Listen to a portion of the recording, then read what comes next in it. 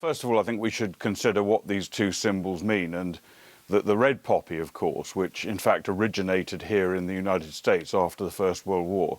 The red poppy is a commemoration of all of those people who made the ultimate sacrifice in war, who gave everything, gave far more than anybody else could ever give for their country. They gave their life, everything they had, everything they ever would have. And they not only served to commemorate in November, but they also raise funds for the families of war dead who made that ultimate sacrifice, and for soldiers who were wounded in battle and who themselves and their families suffer greatly from the results of conflict. The white poppy, on the other hand, is a left-wing political symbol which is designed to indoctrinate people in some anti-war theory. The funds raised from selling the white poppy don't go to help anybody except for the organisers of the white poppy campaign. So what they do, effectively they are an insult to the war dead and the war wounded, and they deprive people who really need it of charitable funds to help them get through life when they've suffered so horrifically as a result of war. Okay, many of these people, of course, are working class people. White poppy doesn't insult anybody. The white poppy is a symbol of remembrance for all victims of war, including armed forces, including civilians, including people of all nationalities. And it's a symbol of a commitment to peace as a way of learning from what we remember. So when you say all victims of war, yeah, do you mean victims, for example, that might be from ISIS? Well, I'd hardly describe ISIS as victims. So So the white poppy isn't a commemoration of all victims of war? The white poppy represents all people who've been hurt and killed in war. So that the vast majority that would of include are innocent civilians. But that would include members of ISIS. I think that's going off the point a bit. The point is that in the world today, 90% of people killed in war are civilians. Throughout history, even for soldiers, the main reason somebody would be fighting on one side would be because they happen to have been born in one country rather than another. Well, I respect many people who wear red poppies, who wear them like I wear the white poppy to remember people killed and hurt in war. However, the British Legion, who produce red poppies, are quite insistent. They say that it's only for members of the British Armed Forces. So, for example, firefighters in the Blitz, innocent civilians, children killed while they slept, other people who died in war are excluded. In my opinion, it's sabotaging the red poppy. I mean, it's a symbol that is international. You know, I personally laid 2 fellow soldiers to rest in 2004, which is my time to reflect. And I mean, you know, we're talking about putting them in schools. Let's take the children over the water into foreign fields and let's talk about the bloodshed on foreign fields. But I mean, peace. And why are we even having this discussion? It isn't just some generic peace symbol. It is a symbol of remembrance. And that's why we wear it in the run-up to Remembrance Day.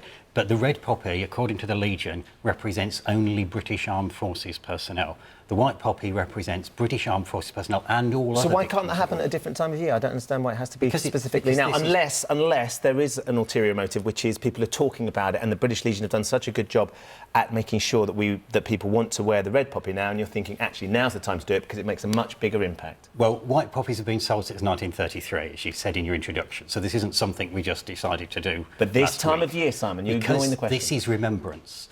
I really, really believe in remembrance. And the British Legion are basically telling us not to remember, but to forget civilian victims. Well, no, it's remembering they're not. But can I just ask, I mean, the money that you spend, that a member of the public would spend on there, it goes to a campaign group, does it not? Where does it go? Most of the money that white poppies raise goes to produce white poppies. We're a much smaller operation. Right, so then the British Legion, whatever you think of the rights or wrongs of the remembrance or of war or whatever, actually, it's a charity that helps, and we've had people on here, you know, single mums who've come out of the military, absolutely. They've had children, they don't know where to go, and they get help from the British Legion. So you are essentially saying, at this time of year, if you're going to spend £10 or 20p or whatever it might be, spend it on a campaign group and take it away from many people who wear white poppies charity. and many groups that sell white poppies also give charities to help victims of war, including veterans. But I'll go back to the point that, you know, we've got 7,000 veterans homeless in this country.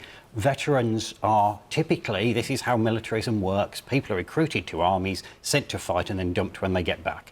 And what we need is a decent welfare state that supports people. And if the British Legion and Richard Kemp were campaigning against cuts to disability services that harm veterans, then I'd be able to take this rhetoric a lot more seriously. And of course, it's everyone's right to wear whatever symbol they want to wear, as long as it doesn't insult people. I think to an extent this white poppy does insult people. I wouldn't deny the right to wear it. And I do think that it's a real travesty to try and sell these poppies in schools. It's all about political indoctrination. Let's not make any mistake about this. It's nothing to do with remembrance of all the war dead. Even, as you rightly pointed out, what Symon Hill's campaign is about is commemorating people like the Islamic State, people who go out and carry out mass murder, torture and rape.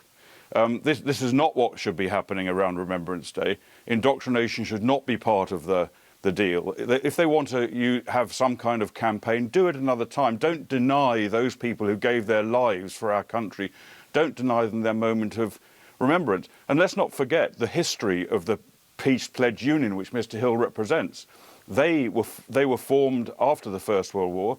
They took the side of the Nazis in the Second World War, and they advocated that is completely untrue, Richard. They advocated the absorption of France and the Low Countries by Germany in the 30s. They were arch appeasers, and if they had their way, as they want to have now, we would all be living under fascist rule. OK, Colonel Kemp, Simon, you can respond to that. The Peace Pledge Union was calling for an arms embargo on Mussolini's Italy when the British government was selling him weapons. This will go over the heads of most people listening. I'm telling you now, you just need to come back with whether this is true or not. There's an important point, though, that Colonel Kemp said there, and you ignored it earlier. You tried to get off the point. You have said this, Symon Hill, the Symon Hill from the Peace Pledge Union. We remember all victims of war and nationalities. That's what you said. Even the people we fought against. Yes, that could include ISIS, but it doesn't mean we think that all people are innocent. We must recognise the suffering even of ISIS supporters. We can't pick and choose which victims we will support, because that leads you down a slippery slope.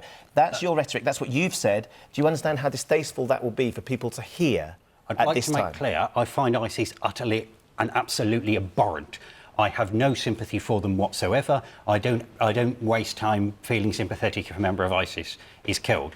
But if we are to move on from war, we must recognise the suffering of all people, the vast majority of whom in the world today are civilians, the vast majority of whom have no choice about it. And I just want to go back to the point about schools. We are not asking any school not to sell red poppies. Schools that are selling white poppies are selling them alongside red poppies, and all we're asking is that young people should hear different views and be able to form their own views and hear different arguments as they grow up. That's what education is about. I think what we'd all agree on. Put it out in a different month. I mean, put it out in June. It's a symbol of remembrance. No, but the thing is, this is remembrance, and it's been only remembrance for members of your organisation, the British Armed Forces, who fought for this great nation. How many years of service did you do? There are many people in the PPU doing great things. OK. Two of our members this week were on trial for taking direct action to disarm a warplane that was bound for Saudi Arabia. OK. And that is actually let's end the resisting debate injustice. there, because I think all the points have been made.